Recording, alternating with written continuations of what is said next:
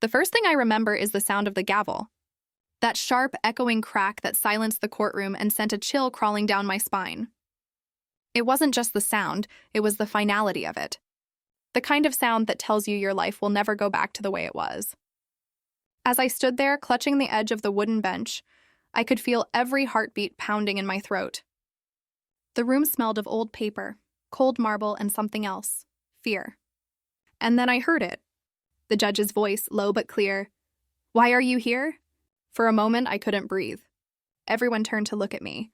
The lawyers, the families, even the woman sitting beside my son.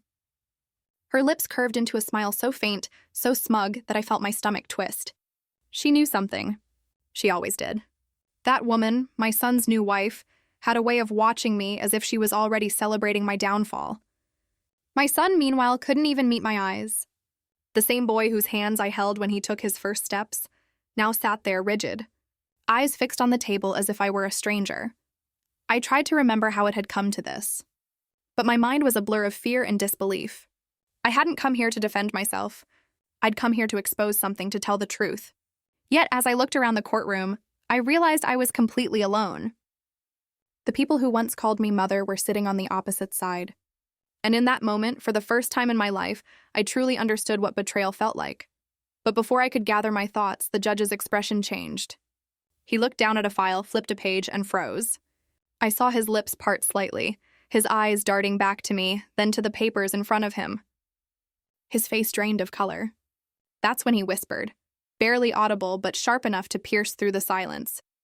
"This can't be right." Every muscle in my body went stiff. What couldn't be right? My name? The case? Or the truth that had been buried underneath their lies? My palms were sweating, my throat dry, and when the clerk handed the evidence folder to the judge, I saw it. My name, scrawled in ink on a document I had never seen before. My signature? But I had never signed it. My knees weakened as I stared at that cursed sheet of paper. Every letter looked like mine, every stroke familiar. But deep down, I knew someone had forged it. Someone had turned my trust into a weapon. I could almost hear my husband's voice echoing in my head from years ago. "You don't need to worry about the paperwork. I'll handle everything." Oh, how easily I had believed him. But here I was, standing in front of a judge, my own family across the aisle, and the very documents that proved my life had been stolen from me. I wanted to scream, to shout, to tell the whole courtroom it was a lie. But all I could do was stare at that piece of paper and wonder how many nights they had spent planning this moment. My destruction. The judge cleared his throat. "Mrs. Hassan," he said, glancing at me cautiously, "you're listed here as the petitioner, but your name also appears as the respondent." He hesitated, scanning the room. "Can you explain this?" I opened my mouth, but no words came. How could I explain something I didn't understand myself? I could feel eyes boring into me from every corner of the room, whispering, judging. My husband's lawyer smirked. The kind of smirk that only comes from someone who knows the outcome before the game even begins. And then, from the corner of my eye, I saw my son shift in his seat. He was trembling slightly, fingers tapping against the table. Guilt. I recognized it instantly. I had seen that same look when he was little and broke something precious but was too afraid to admit it. I wanted to reach out, to whisper, "It's okay, just tell the truth." But when his eyes finally lifted to meet mine, there was nothing left of the boy I raised. Only coldness, distance. He looked away before I could speak. And that small act, just that simple avoidance, felt like a knife turning inside me. In that instant, I realized something I had refused to believe until then. I wasn't his mother anymore. The judge continued to read, his tone growing heavier with each word. "These documents, they involve multiple property transfers, bank authorizations, and legal representation changes. All under your signature, Mrs. Hassan." My breath caught. The papers weren't just signatures, they were my entire life. The house, the savings, even the small charity account I'd opened in my late husband's name, all gone, absorbed under forged contracts. My husband had not only betrayed me, he had erased me. But the worst part wasn't the lies or the stolen money. It was that my own child was sitting there, silently letting it happen. I wanted to ask him, why? Why didn't you tell me? Why did you let him use you? But my voice trembled too much to speak. And deep down, I already knew the answer. Control. My husband had always known how to twist love into obedience. He'd done it to me for years, and now he was doing it to our son. The woman beside my son leaned closer to him, whispering something in his ear. Then she glanced at me, smiling. That cold, polite smile again. I felt something inside me crack. She wanted me to break. She wanted me to collapse right there in front of everyone, to prove that I was weak, that I didn't belong in that courtroom. But I wouldn't give her that satisfaction. I straightened my back, lifted my chin, and forced my trembling hands to still. Your Honor, I said quietly. I didn't sign those papers. A murmur rippled through the room. The judge blinked as if unsure he'd heard me correctly. You're saying these signatures are forged? Yes, I said. Every one of them. He looked at the file again, then back at me. That's a very serious claim, Mrs. Hassan, I nodded. So is stealing someone's life. For a moment, the entire courtroom went still. I could feel my husband's eyes burning into me from across the aisle. He had that same look he used to give me whenever I dared to question him, a look that said, "You'll regret this," and maybe I would. But I was done being silent. Still, deep inside, fear twisted through me like a vine. What if the judge didn't believe me? What if the forgeries were too perfect? I'd seen the handwriting, it was mine. My husband had studied every letter, every curve. He knew how to mimic me because he had spent years pretending to love me. I could feel shame rising in my throat, bitter and choking. How had I been so blind?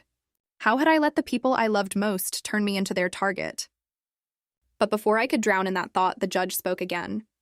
We'll verify these documents, he said firmly. If what you're saying is true, Mrs. Hassan, this case is not what it appears to be. Not what it appears to be. Those words echoed in my head long after he'd said them. Because nothing in my life was what it appeared to be anymore. My husband, my son, even the love I thought held us together. It had all been a performance. And as I stood there, I realized something chilling. They hadn't just wanted my money. They wanted my silence. When the session paused for recess, I walked out of the courtroom, my legs heavy, my thoughts tangled. I could hear faint whispers behind me. That's her. Did you see her face? Poor woman. Their pity felt like salt in a wound. I didn't want their sympathy. I wanted the truth to burn through their lies. Outside, the sun glared against the courthouse steps, but I couldn't feel its warmth. Everything around me felt cold. My lawyer approached quietly. They forged it all, he said under his breath. It's more serious than I thought. I looked at him blankly. Then why did the judge ask me why I'm here? He hesitated, eyes narrowing slightly. Because someone's already filed a motion? In your name. You're not supposed to be the one on trial. My heart stopped. Then who is? Before he could answer, the bailiff called us back in. The next session was about to begin. My hands shook as I gripped the bench again, my pulse thundering in my ears. The judge was already there, speaking quietly to a clerk. I could see confusion on his face, concern even. And then, as I sat down, he looked directly at me and said, softly but clearly, Mrs. Hassan, there's something you need to see. He motioned for the clerk to bring over another file, one that hadn't been mentioned before. My name was on it too, but this time there was a photograph attached. A photograph of me, signing something. My vision blurred for a moment as I stared at the image. It was me. The same hands, the same scarf, even the same bracelet, but I had never signed anything like that. How? I whispered. My husband's lawyer smirked again, leaning back in his chair. Technology can be very persuasive these days, he said quietly, almost as if mocking me.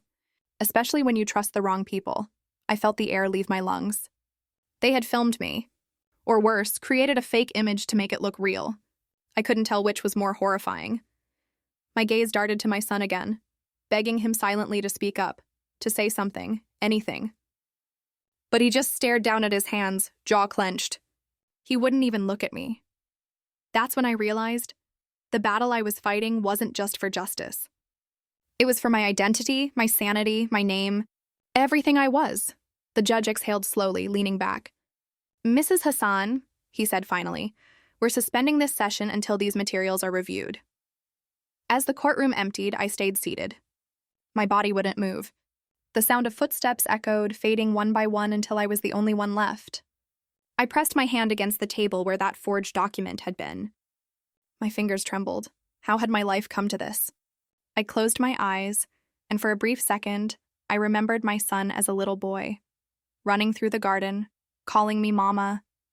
I remembered the man I once loved, promising me safety, family, forever. But now all I had left were lies written in ink, and a courtroom full of strangers waiting to decide if I even existed. When the bailiff finally approached, I rose slowly, numb. "Mrs. Hassan," he said softly, "the judge wants to see you privately in his chambers." My heart stopped again. I turned, confused. "Now?" He nodded. He said it's urgent. I walked toward that door, every step heavier than the last. My mind was spinning, my breath shallow. What did he want to tell me? Had he seen something? Was there more? And just before I reached the door, I heard the woman's voice behind me, my son's wife, soft, almost sweet. "Don't worry. You won't have to come back here again." Her words froze me in place. I turned slightly, meeting her gaze. Her smile didn't reach her eyes. I said nothing. I just walked through that door, not knowing that what the judge was about to tell me would change everything I thought I knew about justice. He used to say I was the luckiest woman alive. That our home, our children, our little world were everything a person could ask for. And for a long time I believed him. Maybe I even wanted to believe him, because when someone tells you that you're safe, you cling to it like air. I remember the mornings when he'd kiss my forehead before leaving for work, whispering, "You never have to worry about a thing. I've got us." Those words used to make me feel secure. Now they make my skin crawl. Because "I've got us" really meant I've got control. Our life from the outside looked perfect. A 2-story house with blue shutters, family photos lining the hallway, Sunday breakfasts where my son laughed and my daughter told stories from school. I was proud of that house. I'd scrubbed every floor, baked every meal, built every bit of warmth it held. My husband Armin used to say, "You've made this house a home," and I believed that too. But I didn't realize, while I was building the home, he was building a facade. A life designed to look happy enough that no one would ever question what went on behind closed doors. At first, the cracks were small. A missed dinner here, a strange phone call there. He'd come home later than usual, brushing it off with easy excuses. "Just work," he'd say, loosening his tie. "You know how the business gets this time of year." I wanted to trust him. I told myself every marriage has distance sometimes. But late at night, when I'd lie awake and hear him whispering on the phone in the hallway, my heart would pound in my chest like it was trying to warn me. I remember one night, I walked out of our room quietly, just to hear who he was speaking to. His tone was calm, polite, but there was something sharp under it, something secretive. When he turned and saw me standing there, he didn't even flinch. He just smiled, that calm smile that never reached his eyes, and said, "Couldn't sleep? Go back to bed, I'm just handling a supplier." A supplier? At midnight, I wanted to believe him so badly. I didn't want to be the paranoid wife. So I went back to bed. I told myself I was overthinking. But deep down, something felt wrong. You know that ache in your stomach when your instincts whisper the truth before your mind accepts it? That's what it was. Weeks passed, and the little things kept piling up. My sister came over one afternoon, and while we were having tea, she said quietly, "I saw Armin downtown last week. He was with someone." I remember laughing nervously. "Probably a client," I said. But she just stared at me. "Then why were they holding hands?" That sentence stayed with me like a ghost. Holding hands. I wanted to confront him, but fear stopped me. What if she was wrong? What if I was? What if asking would make him angry, and I'd lose the fragile peace we still had? I didn't know then that silence can be the first stage of destruction. Still, I started noticing more. His shirt smelled like perfume I didn't wear. He kept his phone face down. And one evening, when I brought him tea in his study, he closed his laptop the second I walked in. "Just numbers," he said. "Nothing you'd understand." That line, "nothing you'd understand," it started becoming his favorite. But what hurt more than his distance was my son's change. Hassan had always been close to me. He used to tell me everything, his grades, his crushes, his dreams. But suddenly he became withdrawn. He started defending his father whenever I asked simple questions. "Mom, don't stress Dad out," he'd say. "You're always suspicious." I wanted to tell him I wasn't suspicious, just scared. But how could I explain fear to someone who still thought love meant trust? Then came the moment that shattered whatever peace I was pretending to have. One afternoon, I was sorting through old bills and receipts in the study. I wanted to check a payment for our daughter's school. That's when I found it, a sleek white envelope tucked between folders. It was addressed to my husband but stamped confidential, legal retainer. At first, I thought maybe it was about his business, but when I opened it, my heart stopped. It was a letter from a law firm, retaining legal counsel for the dissolution of marriage and estate division. My name was listed in bold. The respondent. For a full minute, I just stared at the page, my hand shaking so badly the paper made soft rustling sounds. I couldn't even feel my legs. My husband had hired a lawyer. Against me. And worse, he was using my own inheritance money, the funds I had transferred to him years ago for business expansion. When he came home that night, I confronted him. I didn't shout. I just held up the paper and said, "What is this?" He didn't even look at it.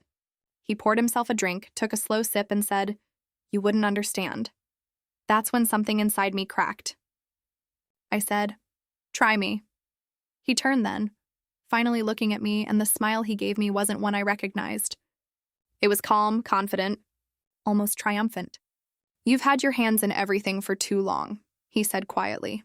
"I just needed to take back control. Control." The word rang in my ears like thunder. He wasn't just leaving me, he was dismantling me. Piece by piece, for days I couldn't think straight. I wanted to believe there was some mistake, that I'd wake up and find out it was all a misunderstanding. But when I tried to log into our joint account, the password had changed. I called the bank only to hear that all authorizations were now under his name. But the real shock came when the manager said, "Mrs. Hassan, your personal account has also been moved. Do you want to confirm the transfer?" I froze. "My personal account? I don't have one." "Yes, ma'am," he said politely. "The one ending in 9823 opened last year under your name." I remember gripping the phone tighter, my voice barely steady. "That's impossible." "I never opened any account," he hesitated. "It shows your signature." My vision blurred. My own name. My own handwriting. But not my doing. The account was in my name, but I had never opened it. That night, I couldn't sleep. Every time I closed my eyes, I saw his calm smile, heard his quiet voice saying, "You wouldn't understand." He wasn't hiding an affair anymore. He was building an exit strategy. And somehow he had already trapped me inside it. Over the next week, I started piecing together fragments of his betrayal. Little things I hadn't paid attention to before. The calls from the office, the trips he took for clients. Even our accountant, who'd always been friendly, suddenly stopped answering my messages. It was as if every person around us knew something I didn't. I went through his drawers when he wasn't home, searching for answers.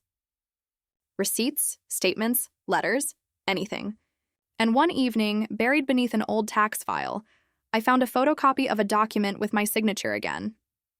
This one authorized a power of attorney. The date on it was 6 months earlier. 6 months. Meaning, for half a year, my husband had been making legal decisions under my name without me even knowing it. I sat on the floor, shaking, the papers scattered around me like pieces of my own broken trust. My daughter walked in and asked, "Mama, are you okay?" I forced a smile and told her I was fine. Because how could I tell her that her father was tearing us apart from the inside out? When Armin came home, I didn't confront him this time. I watched him instead. The way he moved through the house like he owned the air I breathed. The way he asked me if I'd paid the gardener, knowing full well that he had emptied our accounts. He was testing me, to see how much I knew. A few days later, I went to visit my sister again. I told her everything. She listened quietly, her eyes wide with disbelief. Then she leaned forward and said, "You need to protect yourself. He's not just leaving, you're his target." Those words hit me hard. His target. I'd never thought of myself that way. I'd been his wife, his partner, his support. But now I was just a threat to be eliminated. I started keeping copies of everything, bank statements, letters, even his casual notes. I didn't know what I was looking for, but something in me refused to stay blind any longer. One evening when he was out, I checked his laptop. It was locked, of course, but his email notifications were visible on the corner of the screen. I saw a name, Farid and Associates, the same law firm from the retainer letter, and beneath it a subject line that made my blood run cold. Settlement proposal, stage 2. Stage 2. It hit me like a physical blow. This wasn't new. This was planned, organized, layered. I wasn't living with a husband anymore. I was living with a strategist. When I finally confronted him again, I couldn't contain my anger. "How long have you been planning this?" I demanded. "How long have you been pretending?" He just looked at me with pity, not remorse. "You always wanted control," he said. "I'm just taking it back." I said, "You used my money, my trust, even my signature." He shrugged. "You gave it willingly. Don't act like you didn't know who you married." That sentence cut deeper than any lie he'd told. Because maybe I didn't know who I married. Maybe I never really had. After that, I stopped trying to reason with him. I stopped begging. I started observing. I needed to know how far he'd gone. I began visiting the bank in person, talking to managers, collecting copies of transactions. Each document was another piece of the puzzle. And every piece led me closer to a horrifying truth. Every withdrawal, every transfer, every asset moved. It all led back to that fake account in my name. He was building a legal narrative. One where I looked like the one manipulating funds. He wasn't just betraying me. He was preparing to destroy my reputation. And then came the moment that made me realize just how deep his manipulation ran. One afternoon, my son came home with a strange look on his face. I asked him what was wrong, but he avoided me. Finally, after I pressed, he said, "Dad told me not to tell you." "But he says you've been hiding money." I felt my body go cold. "What?" He nodded, eyes unsure. "He said you were moving money out of the family business to protect yourself." It took me a few seconds to find my voice. "Son, that's not true." He looked away. Then why would he say it? I wanted to scream, to shake him and tell him that his father was lying. But I could see confusion in his eyes, and it broke me. He didn't know who to believe. My husband had poisoned him too. That night, after everyone went to bed, I sat alone in the dark, staring at the documents spread across the table. I traced my fake signature with trembling fingers, feeling the weight of everything I'd lost, not just money, not just trust, but my family's faith. I whispered to myself, he promised me, over and over until the words lost meaning, but I made myself a promise that night too. I would find proof. I would not let him rewrite my story. I started digging deeper, visiting his office under the pretense of bringing lunch, talking to his assistant, his accountant. Each conversation revealed a fragment of the truth. People slipped up, dropped small details. "Oh, he mentioned the transfer to your personal account," one said. Another asked, "Did you finalize the estate documents?"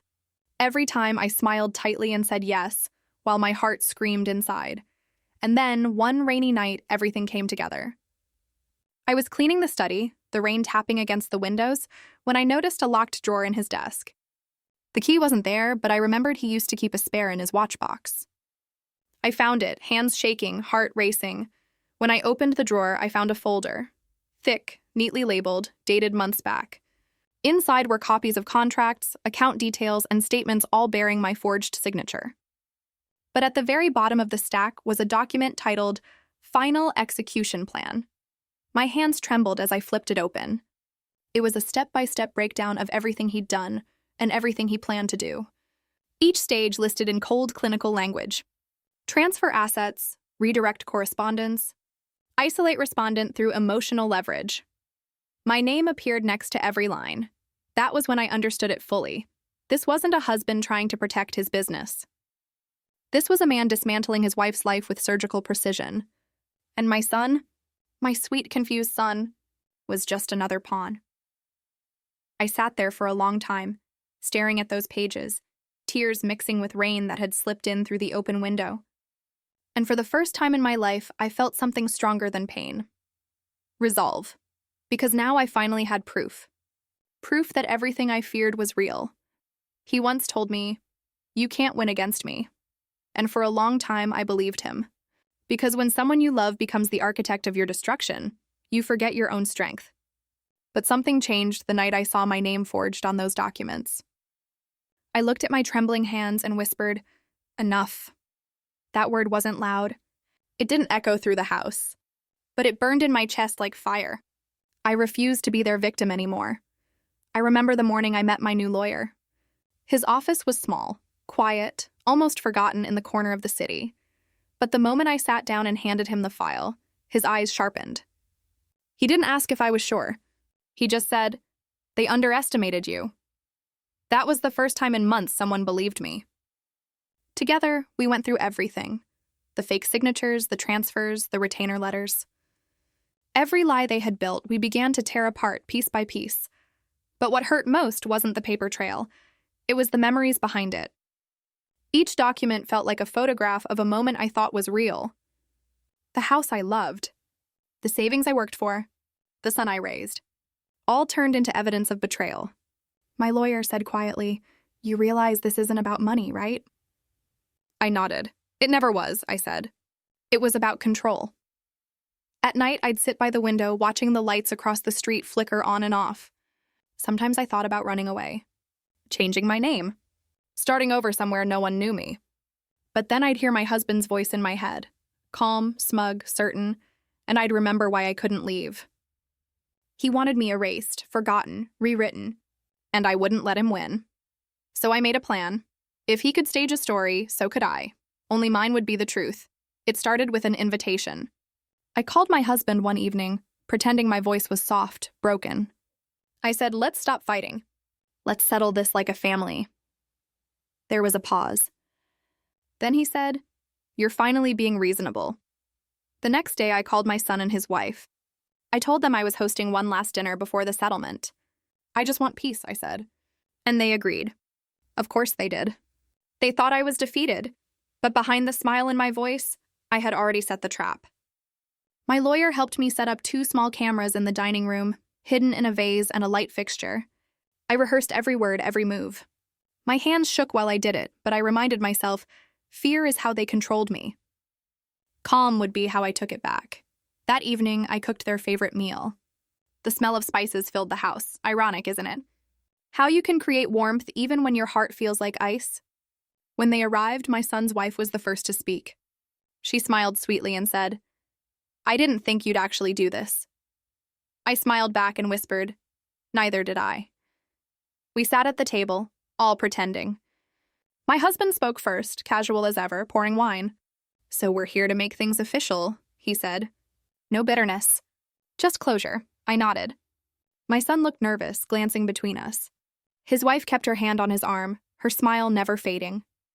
I reached into my bag and pulled out the settlement papers. "These are the documents," I said softly. "Once we sign, it's done." My husband leaned forward. "Good. Let's not drag this any further." As he handed the pen to my son, I asked gently, "Do you even know what you're signing?" My son hesitated, confusion flickering in his eyes. But before he could answer, his wife said, "Enough to make sure you disappear." Her voice was calm, cold, like she had rehearsed that line in the mirror. My heart stopped, but my face didn't show it. The camera caught everything. I smiled. "Then I suppose you should sign." When the last signature hit the paper, I stood up.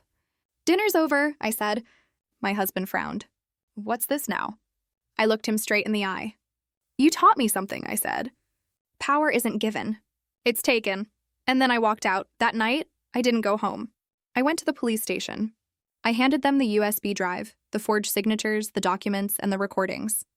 The officer listened silently, his expression shifting from curiosity to disbelief.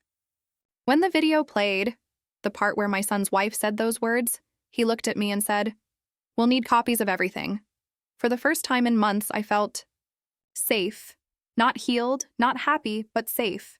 2 weeks later, the court date arrived. I stood outside the courthouse, the wind cutting through my coat, watching them walk in together, my husband, my son, his wife. They looked confident, untouchable. My son didn't even glance in my direction. That hurt more than anything.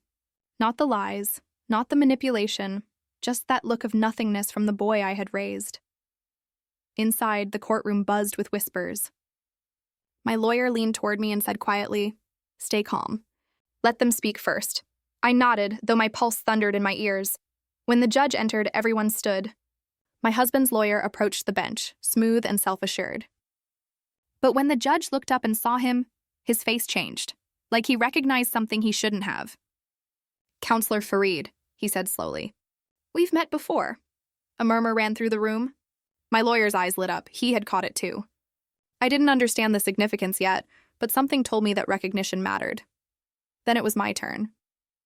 When the clerk called my name, the sound seemed to echo in the silence. Every eye turned toward me. My son shifted uncomfortably. His wife whispered something to him, but he didn't respond. I walked forward slowly, my hands steady even though my heart wasn't. I could feel my husband's gaze on me, sharp, assessing, like he was calculating the next move. The judge cleared his throat and looked directly at me. His expression softened, but his tone carried weight. "Why are you here?" he asked quietly. For a second, I couldn't breathe.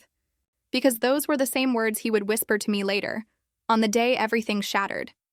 But that day, standing in that courtroom, I finally understood what those words really meant. They weren't a question, they were a challenge, and I was ready to answer. The moment I stepped into that courtroom, I felt the air change. It wasn't just another day, it was Judgment Day. The whispers stopped, the eyes turned, and for the first time in years, I wasn't the one shrinking into silence. The wooden floor beneath my heels echoed like a heartbeat, steady, defiant. My husband sat across the aisle, his lawyer whispering in his ear, both of them pretending this was under control. But they didn't know what I had brought with me.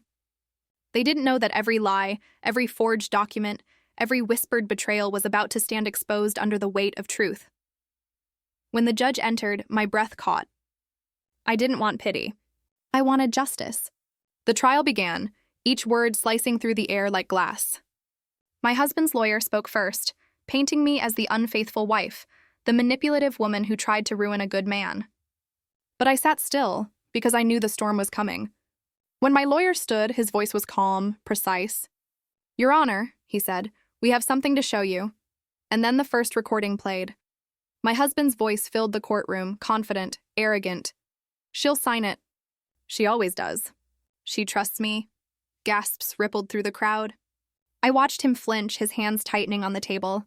But it wasn't over. The second file opened, and this time the voice that spoke wasn't his. It was my son's. "She'll never know. Dad said it's already done." The room fell into silence so thick you could almost feel it pressing against your skin. My son's eyes darted toward me, panic flashing across his face.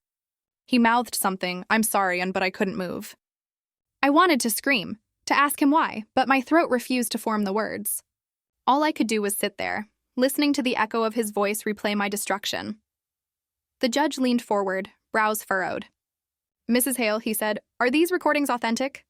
My lawyer nodded, sliding the signed verification across the desk. And then, like a domino line collapsing, everything began to fall apart. The next witness was the notary who had verified my forged signature. He was sweating before he even reached the stand. Under oath, his words cracked open the truth. He told me to do it. Said it was for business. I didn't know it was her property. My husband's lawyer tried to object, but it was useless. Every defense they'd built was crumbling, brick by brick, lie by lie, and then came the moment that turned everything. The judge demanded the ledgers, the real ones. My husband's face drained of color.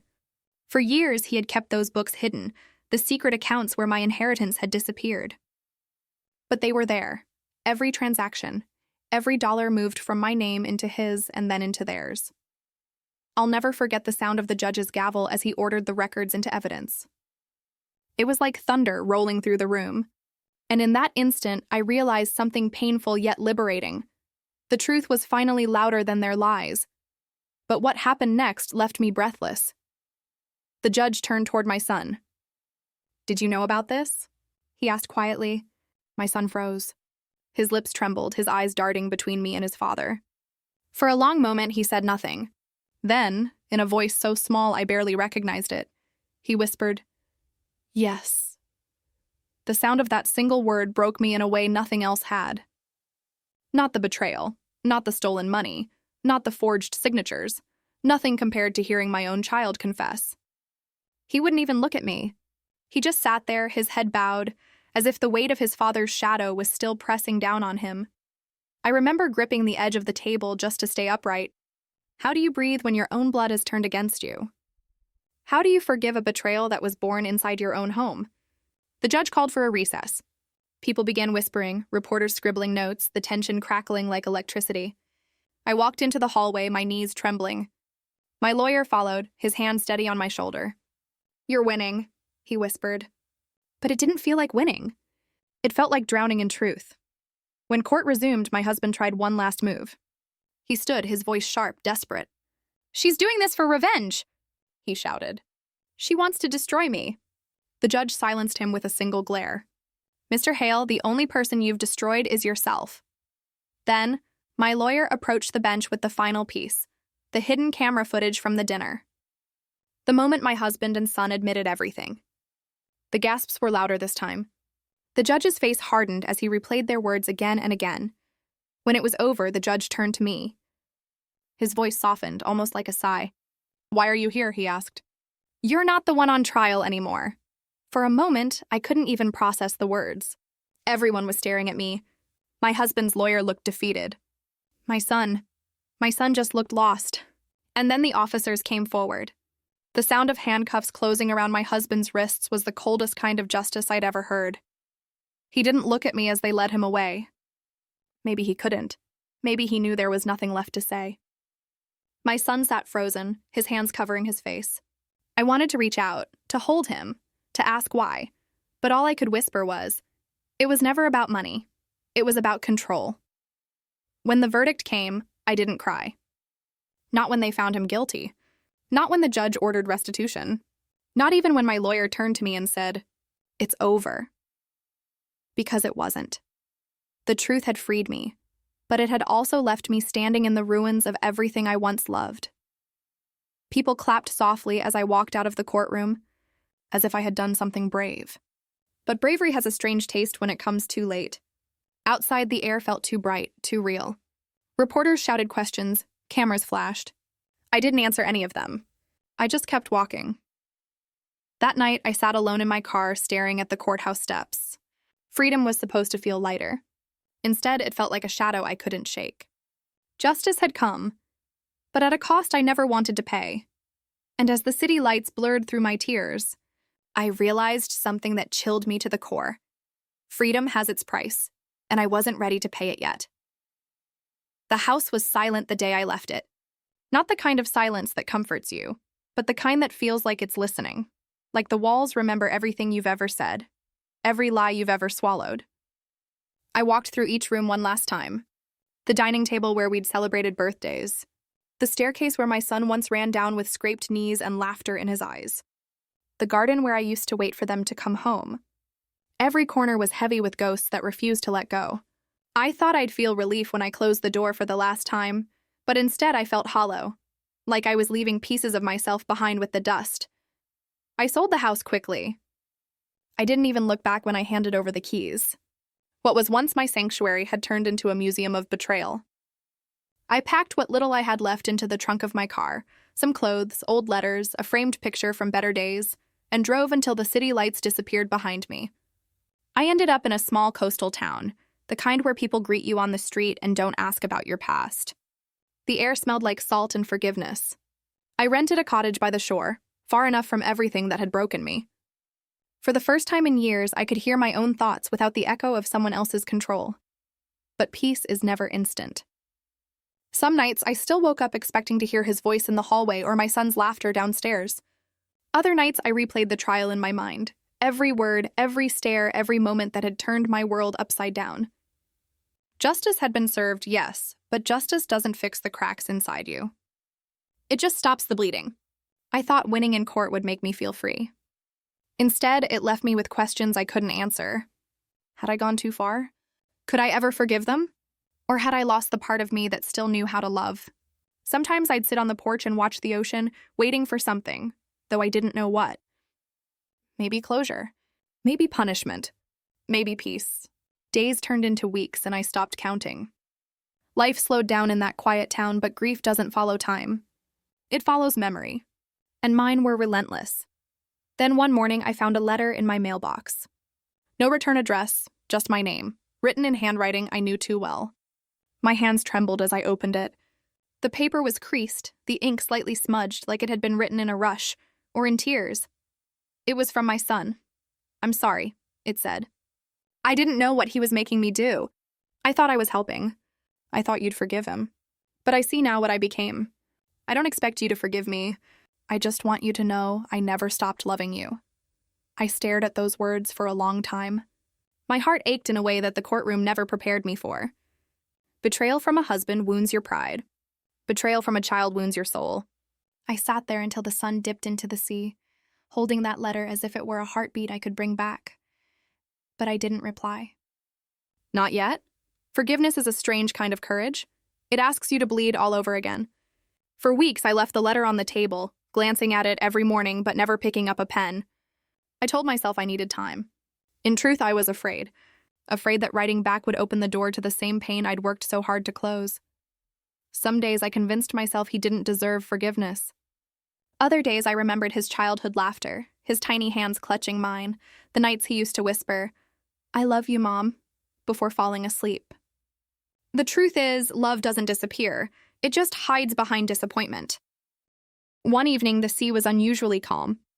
I remember sitting by the window, the sound of waves like a heartbeat in the distance. That's when I realized something. Revenge had given me power, but forgiveness could give me peace. And maybe, just maybe, that was the freedom I'd been searching for, so I took a pen and wrote a single sentence. The truth doesn't destroy families. Secrets do.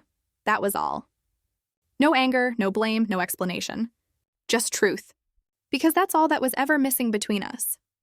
I sealed the envelope, placed it in the mailbox, and felt something lift inside me, like I'd finally exhaled after holding my breath for years.